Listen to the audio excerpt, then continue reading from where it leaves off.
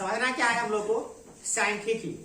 जो सांख्यिकी क्लास 8, 9 और 10 और इससे ऊपर के क्लासेज में भी होते हैं, उसी को आज हम लोग बखूबी समझेंगे शुरू से लेकर अंत तक।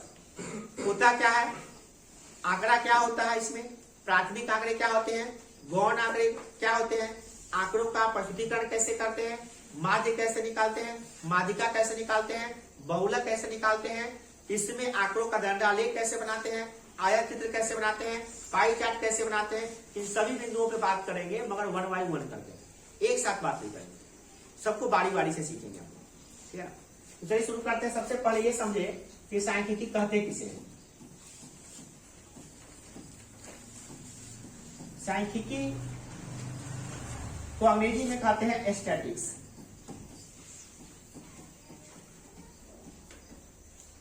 जो सांख्यिकी है ये गणित की एक शाखा है। सबसे पहले बात समझना क्या है कि गणित की एक शाखा, गणित की शाखा है। अब गणित में जो भी चीज पढ़िएगा वो गणित का शाखा ही होगा, गणित पेड़ है। तो गणित की वह शाखा जिसमें हम लोग आंकड़ों के बारे में पढ़ेंगे। इसके बारे में पढ़ेंगे आंकड़ों के बारे में। और आंकड़ा जब भी कहते हैं ना तो बड़ा अजीब चीज लगता है, ये आंकड़ा है क्या, इसके बारे में जानेंगे। पर ये समझ ले कि सांख्यिकी कहते किसे। तो गणित की वह शाखा जिसमें आंकड़ों का संग्रहण सीखते हैं। संग्रहण मतलब आंकड़ा कैसे जमा करते हैं, संग्रहण कैसे जमा करते हैं, फिर उसका व्यवस्थीकरण कैसे व्यवस्थित करते हैं, व्यवस्थितकरण,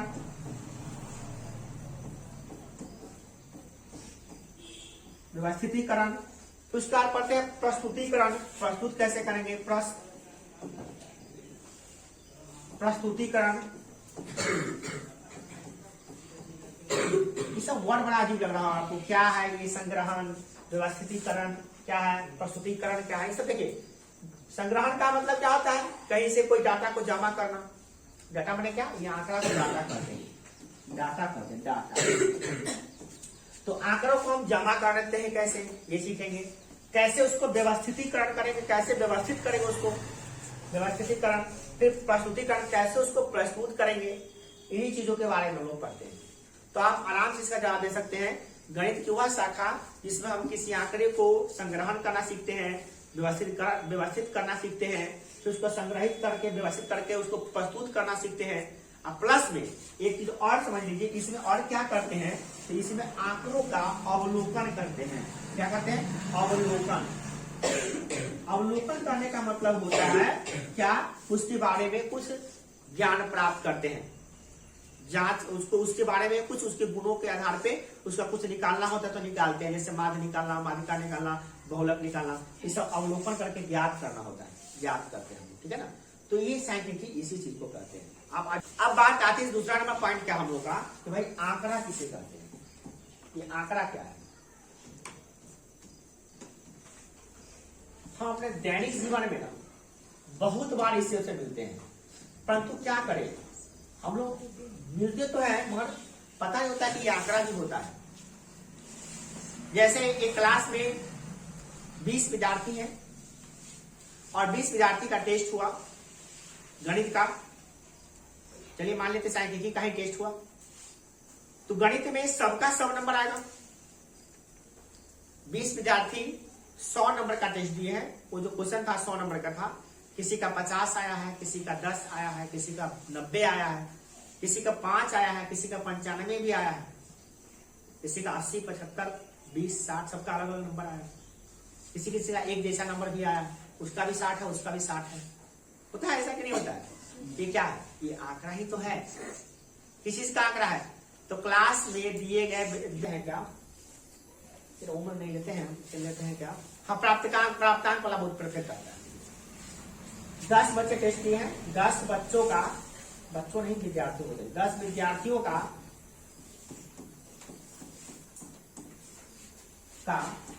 प्राप्तांक 100 में कितना है देखना दिया हुआ। 10 विद्यार्थियों का प्राप्तांक दिया हुआ है, 100 में कितना अंक लाया वो लिखा हुआ है यहाँ पे। वो क्या लिखा हुआ है ध्यान दीजिएगा, एक बच्चा को 75 नंबर आया है, एक बच्चा को मात्र 10 नंबर आया, बहुत अटेंड करता था 20 नंबर, किसी का 90 नंबर आया है, वो तक रिकॉर्ड तोड़ दिया, 98 नंबर लेकर पास किया, 25 नंबर आया है, 40 नंबर है। 1 2 3 4 5 5 इधर आप लेते हैं, 25 40 कुल उम्र में जो आ रहा है ये आंकड़ा है, इस प्रकार से नंबर प्राप्त किया है। ये आंकड़ा है, ठीक है ना।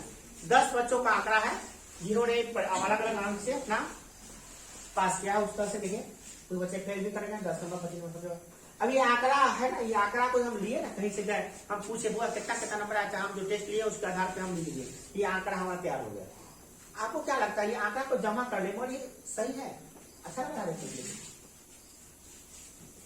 तो भैया ये आंकड़ा सब देखने में नंबर आदि लग रहा है, 10 को तो 1 2 3 4 5 6 7 8 9 10 को तो है, 10 विद्यार्थी को तो है, तब तो ऐसा इसको व्यवस्थित करिए ना अच्छा से खासा। अरे निकालना दीजिए कोई भाई, तो भाई ठीक है, अरे निकालना है तो अच्छा लगेगा, ठीक है। आरोही क्रम में सजा दीजिए सर, आरोही क्रम में चाहे आरोही क्रम में सजा दीजिए, अच्छा लगेगा देखने में। तो हम इसी आंकड़ा को क्या करते हैं, ये कच्चा आंकड़ा हमारे पास है, रॉ मटेरियल, रॉ डाटा करते हैं, रॉ माने क्या है, रॉ माने कच्चा, कच्चा डाटा हमको मिला हो जाए तो हम परीक्षा का नंबर लिखे, नाम नंबर लिखे, और इसको क्या करते हैं इतना अच्छा करने के लिए व्यवस्थित करते हैं, आंकड़ों का व्यवस्थितीकरण।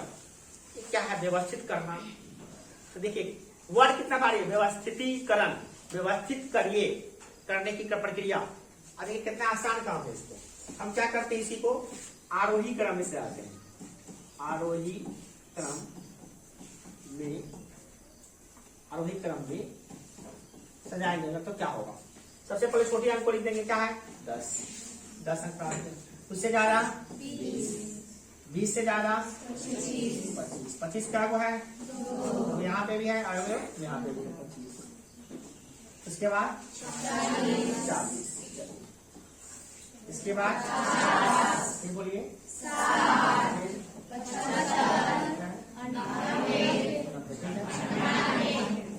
अब बताइए आपको ये वाला 98 में है, 1 2 3 अच्छा 95 क्या 98 है, 98। अब बताइए कि आपसे कोई कहेगा कि ये डाटा ज्यादा अच्छा लग रहा है कि ये डाटा, तो क्या ना ये शायद ठीक है, ये ठीक है। अब हमको मान लिए हमको अवार्ड देना है, पुरस्कार देना है, जो बच्चे अच्छे प्राप्त काम किए हैं वो 3 बच्चों को हमको पुरस्कार रखे हुए हैं, है ना। 3 बच्चों के पुरस्कार का रखे हैं, 1 बच्चों के लिए कॉपी कलम है, आपके ऐसा कितना छोटा सा पुरस्कार है, पुरस्कार छोटा ही होता है पर बहुत बड़ा चीज होता है। तो क्लास में 10 बच्चों को सामने बुला के पुरस्कार देना, 10 बच्चों के सामने श्रेष्ठ साबित करना होता है, तो वो पेन नहीं होता। 1 बच्चे के लिए एक कॉपी एक कलम, जो 2nd नंबर लाया है उसके लिए कॉपी और जो 3rd नंबर लाया उसके लिए कलम रखे हैं, ठीक है ना। तो ये हम पुरस्कार रखेंगे, तो आप सिलेक्ट करना आसान हो कि हम सीधे आएंगे इसलिए कहेंगे भैया इस 3 को छाड़ दीजिए, आप आसान है कि नहीं है। अब इसमें बताइए, इसमें आसान लग रहा था, अभी तो 10 बच्चों का तो देखिए तो बता देंगे हाँ 98 90 आप 75 निकाल दीजिए। अब 500 बच्चों का रहेगा तो 5000 बच्चों का रहेगा तो 5 लाख बच्चों का रहेगा तो अब बताइए क्या खोज पाइएगा आप, उसमें कौन बड़ा किधर सोचिए। अगर 5 लाख बच्चों का नंबर अगर बोर्ड पर दिया जाए तो संभव, आई पर तो संभव है नहीं सकते, बहुत इनफाइनाइट पेज इसका लिख देगा। फिर आपको कहे कि इसमें से बड़ा नंबर को चुनूं तो आप कितना परेशान हो जाएगा, 7 दिन भर में खोज पाइएगा। है परेशानी कि नहीं है परेशानी, परेशानी तो है।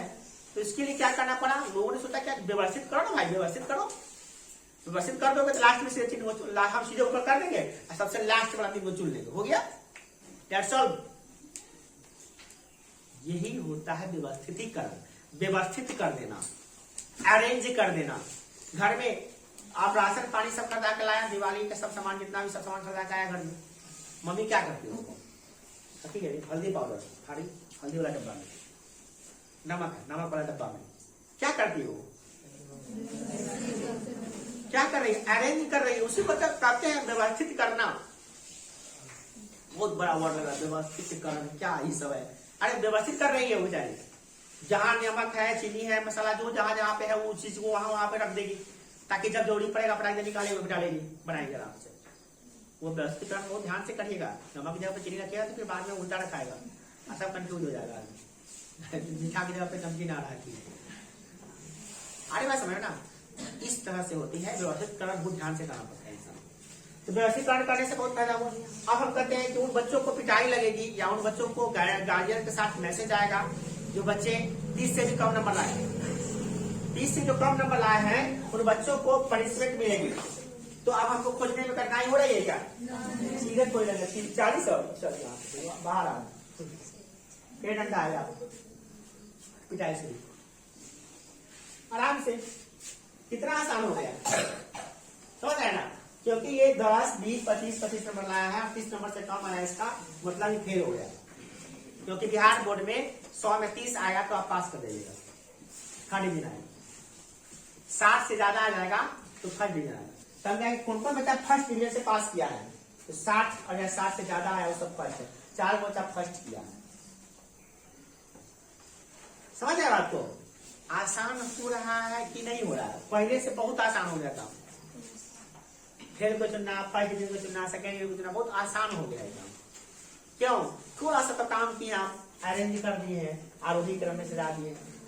तो क्या आरोही क्रम में सजाने से ही हो जाता है? नहीं, इसको अवरोही क्रम में भी सजा सकते हैं, इसको घटते क्रम में सजाइए तो ठीक है आपका। घटते क्रम में सजाइएगा तो बड़ा अच्छा रहेगा, ज्यादा नंबर ऊपर रहेगा, कम नंबर नीचे रहेगा। वैसे भी सजा दीजिए, कोई दिक्कत नहीं। तो आरोही क्रम में बढ़ते क्रम में सजा दीजिए, आने तो घटते क्रम में सजा दीजिए, अवरोही क्रम में सजा दीजिए, चलेगा। दिक्कत तो अब आपको समझना है व्यवस्थित करना क्या होता है, व्यवस्थितीकरण क्या होता है। कोई दिक्कत? आप संग्रहण करना सीखिए। संग्रहण करना, संग्रहण करने का मतलब क्या होता है? जमा। जैसे आप लोगों के पास जैसे दिवाली के कुछ पैसे मिले हैं सबके पास, तो हम खड़ा खड़ा के पूछे आपके पास कितने पैसे हैं, कितने पैसे हैं? तो बता सर मेरे पास 50 रुपया है, किसी के पास 100 रुपया है, किसी के पास 10 रुपया, किसी के पास 20 रुपया, सबके पास अलग पैसे थे। तो हम सबसे पूछ के क्या किए, नाम लिख लिए कि इस लड़का के पास इतना पैसा, इस लड़का के पास इतना पैसा, क्या सरस्वती पूजा का चंदा जमा हो रहा है, जमा कर रहे हैं। तो ये क्या हो गया? आपका आंकड़ा हो गया ना, आंकड़ा, ये डाटा हुआ। इसको संग्रहण करना कहते हैं। क्या कहते हैं? इधर धन का संग्रहण कर दो, मैंने पैसा तो दे रहा है, इधर जमा करो।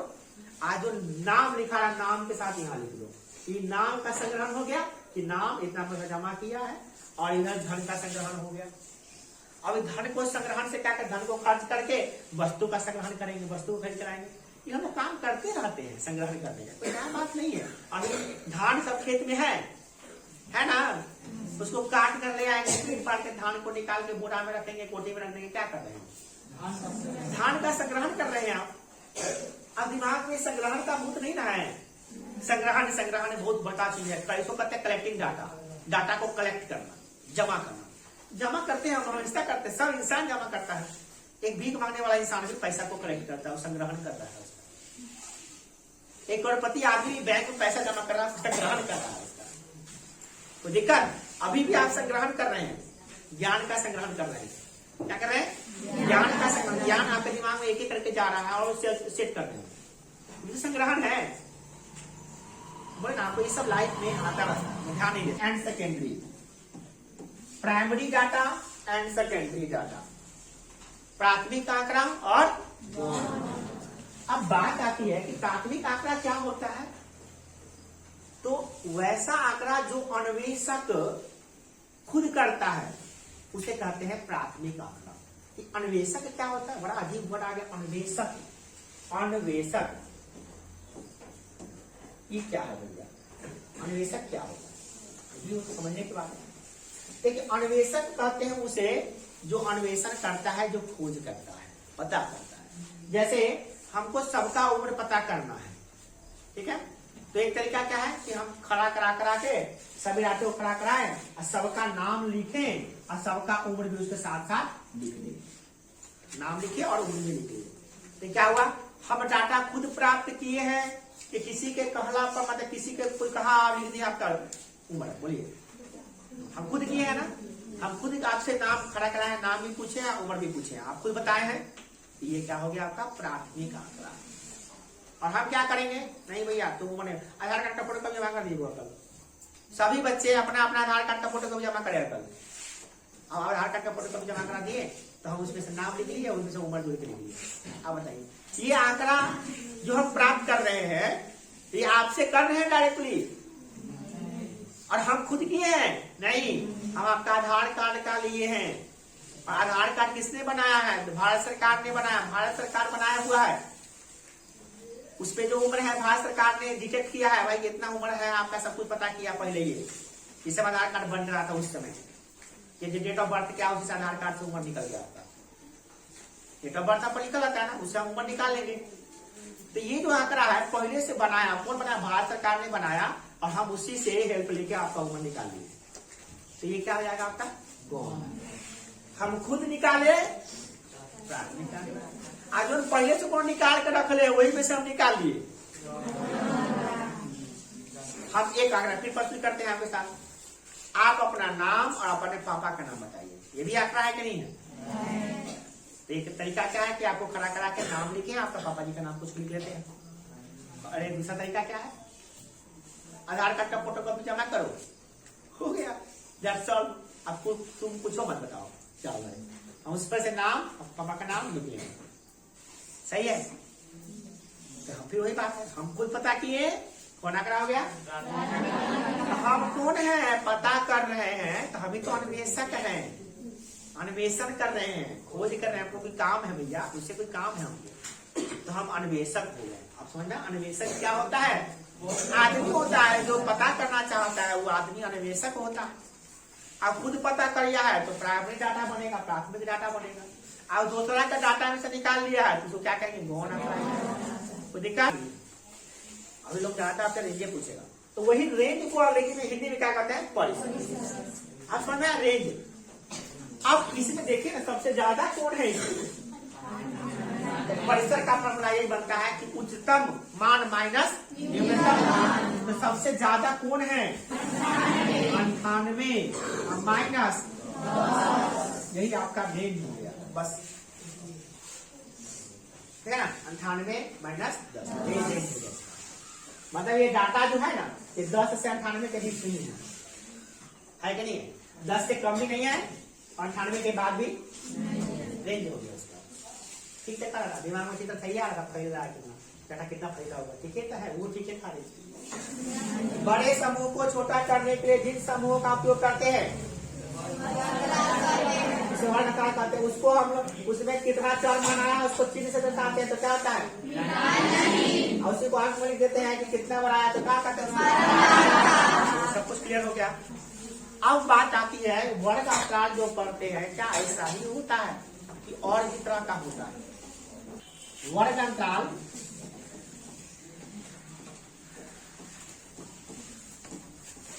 वो इसको कहते हैं, वर्ग अंतराल दो तरह के होते हैं। पहला नंबर क्या हो गया? पहला समावेशी,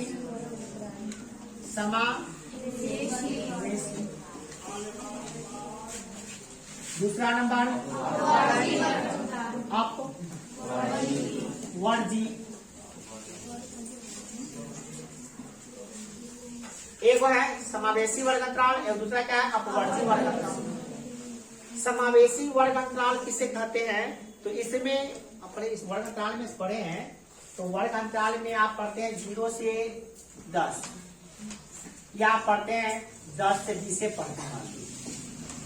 तो जो इसमें, इसको हम लोग पढ़ते हैं से, बीच वाला क्या पढ़ते हैं? से 10 से 20, 0 से 10। तो इसमें ये जो देखते हैं, इधर वाला जो रहता है, इसको कहते हैं निम्न सीमा। ये बोलते हैं निम्न सीमा, निम्न सीमा। इधर वाला को बोलते हैं क्या? उच्च सीमा, उच्च सीमा। अब यहाँ पे बात आती है, इतना समझ में आ गया? इधर वाला सबको क्या कहेंगे? निम्न सीमा। इधर वाला को उच्च सीमा। तो इसमें क्या होता है? निम्न सीमा उच्च सीमा में इसमें क्या होता है? इसका निम्न सीमा, उसका उच्च सीमा नहीं होता है। समावेशी में क्या आता है? 0 से 9 होगा। मान लीजिए 0 से 10 अगर है, मान लीजिए 10 है, 0 से 10 है, तो वाला 10 नहीं होगा, क्या जाएगा? 11। मान लीजिए 11 हो गया, फिर 11 से क्या होगा? 20। तो फिर यहाँ से क्या होगा? 21। कैसे हो जाएगा? 30। फिर यहाँ से क्या होगा? 1 40 होगा। अब यहाँ तक समझ गए? 0 से 10 फिर 11 एक बढ़ के फिर एक बढ़ के यहाँ खत्म हो रहा है उससे बढ़ के वो है ना। यानी इसको ध्यान समझिए, एक इसको देखिए, दोनों आंसर देखिए। ये 0 से 10 है, 10 से 20 है, फिर 20 से 30 है, फिर 30 से 40। अच्छा कौन है अपवर्गीय अच्छा लगता है कि समावेशी? मुझे तो लगता है हमको भी अपवर्गीय अच्छा लगता है, पता समावेशी का लिखता है। हमको ज्यादातर अपवर्गीय अच्छा लगता है। 0 से 10, 10 से 20 करने में आसान लगता है ना। सवाल आता है कुछ ही थोड़ी ना है। अब बात आ रही है क्या, इसमें जो इसका उच्च सीमा है, ध्यान दीजिएगा, इसका उच्च सीमा कितना है? क्या ये उच्च सीमा अगला का निम्न सीमा है? इस वर्ग अंतराल का उच्च सीमा कितना है? 10। तो क्या इसका उच्च सीमा इसका निम्न सीमा है? नहीं है, दोनों अलग है। इसके बीच में गैप, कितना गैप है? 1 अंक का गैप दे दिया इसमें। गैप कितना है? 1 का गैप। इसमें देखिए ना, इसका उच्च सीमा क्या? 0 से 10 का उच्च सीमा क्या है? 10 से 20 का निम्न सीमा क्या है? इसका जो उच्च सीमा है इसका ही, फिर इसका ही उच्च सीमा, फिर इसका निम्न सीमा, है ना। इसमें ऐसा नहीं, ठीक है। तो इसमें 1 का गैप, सब में 1 का गैप हो रहा है। तो अब सवाल आता है कि अगर आपको कहे कि इसी को ऐसा बना दीजिए तो कैसे बनाइए? माना कि सवाल यह है कि समावेशी वर्ग अंतराल को अपवर्गी वर्ग अंतराल कैसे बनाए। इसके लिए क्या करना पड़ेगा? गैप में 2 से भाग करना पड़ेगा। जितना का गैप है उसमें 2 से भाग करना। चलिए करते हैं। समावेशी देखिए, क्या था? समावेशी वर्ग अंतराल है वो, देखिए 1 से 10 रहेगा, ठीक है ना। हुआ फिर क्या रहेगा? 11 से 20, फिर 21 से 30 से, चलिए आप करते हैं। गैप कितना है इसका? 1 का गैप कितना होता है? इसमें से निकालना है। इसमें क्या करना है? निकालना है, इसी में से जोड़ना है। इसमें गलती हो क्या हम लोग का कम? 1 इसमें से 0.5 बताइए तो कितना जाएगा? ये 0.5 और ये कितना जाएगा आपका? 10.5 में जोड़ दीजिए। इसमें से घटा के इसमें जोड़ दीजिए। अब गरीबे से लेकर गाय अपने दे रहे हैं, गरीबों को लो को तो। अब इसमें से क्या करना है? इसमें से 3 घटाना है। 0.11 में से 8 हटा लेगा तो कितना बचेगा? 10.5 होगा। 10.5 कितना जाएगा? इनमें से घटा दो, जोड़ोगे इसमें 20.5। इसमें से घटा दो 21 में से 8 हटा देंगे तो सारे 20, 20.5। इसमें क्या जाएगा? इसमें जोड़ देंगे 30.5 हो गया। फिर इसमें से घटाएंगे 31 रुपया में से 0.5 घटा देंगे तो कितना? 30.5। इसमें जोड़ देंगे कितना आ जाएगा? अब आप देखिए क्या इसका उच्च सीमा कितना है? इसका निम्न सीमा कितना है? 10 आ गया। समय इसका उच्च सीमा, इसका निम्न सीमा, इसका उच्च सीमा, इसका निम्न। देखो पिछला का जो उच्च सीमा है वो अगला का निम्न सीमा है। अगर ऐसा है तो ये अब समावेशी नहीं होगा। ये क्या हो गया? याद रहेगा ना? कैसे बोलते समझ आ गया? चलिए, तो ऐसा सवाल अक्सर आता है कि भाई 0 से 10, हम 0 ले तो ये गड़बड़ किया, 1 से 10 हो जाएगा, 1 से 10, तब इसमें से घटाए, इसमें जोड़े। क्या रहेगा? समझ लीजिए, एक लाइन समझिए। समावेशी वर्ग अंतराल को अपवर्गी वर्ग अंतराल में बदलने के लिए गैप में 2 से भाग देते हैं, निम्न सीमा में से घटाकर उच्च सीमा में जोड़ देते हैं। गैप से 2 भाग दे, गैप में 2 से भाग करेंगे तो कितना आया है? 0.5 आया है। ऐसा हर समय नहीं होता है, हर समय ऐसा नहीं होता कि गैप कितने आएगा, गैप अलग भी हो सकता है। जैसे ये एग्जाम्पल देते हैं, एक समावेशी है, समावेशी, ये कैसा देखिए, समावेशी वर्ग अंतराल दिया हुआ है 0 से क्या है, 1 से मान लो 10 दिया, अगला दिया 12 से 20, इसमें 22 से 30 ऐसा दिया हुआ। आप बताइए कि इसमें कितना गैप है? तो 2 का गैप है, 2 में 2 से भाग करिए तो कितना आएगा? 1। यानी कि 1 इसमें से घटाना है और 1 इसमें जोड़ना है। तो बताइए, 1 अगर इसमें से अगर घटा दिया जाए तो कितना आएगा? 0। 1 इसमें जोड़ दिया था कितना होगा? 11। तीन का निशान नहीं लगाइएगा,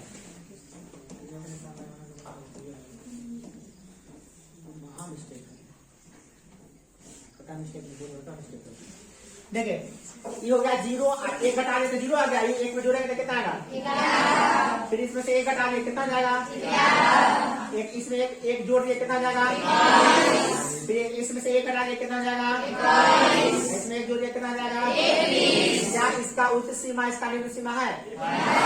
तो ये समावेशी था, अब क्या हो गया? तो दिक्कत क्या, गैप हमेशा एक ही रहता है? गैप कितना कर सकता है? और भी क्या कर सकते हैं? आप समझ सकते हैं? आप समझ गए कैसे करते हैं? इतना तक हम लोग कल पढ़े थे, ठीक है, हो गया।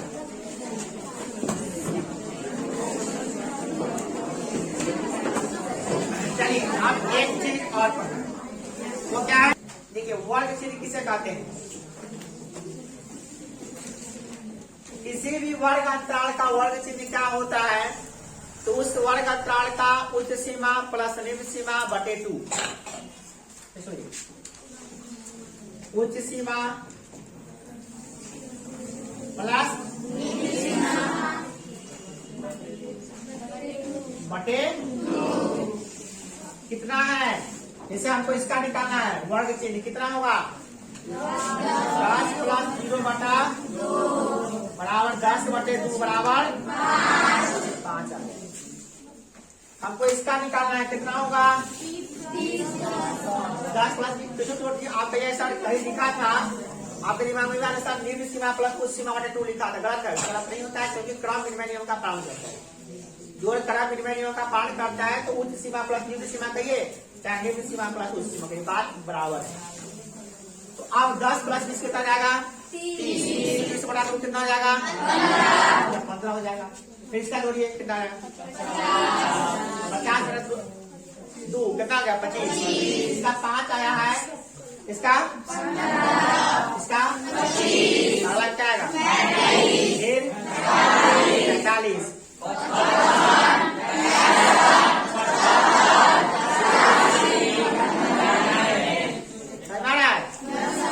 ये लोग हम लोग 10 का गैप पर 10 का गैप पर 10 पर आ है। तो बस आप समझ लीजिए वर्ग चिन्ह कैसे निकालते हैं। तो दोनों को जोड़ कर दूसरा भाग कर दीजिए, ठीक है ना? दोनों को जोड़ कर दूसरे कौन पहले कोई बात का मतलब नहीं, कुछ बातें हैं उसको दिमाग में मत लाइए। देखिए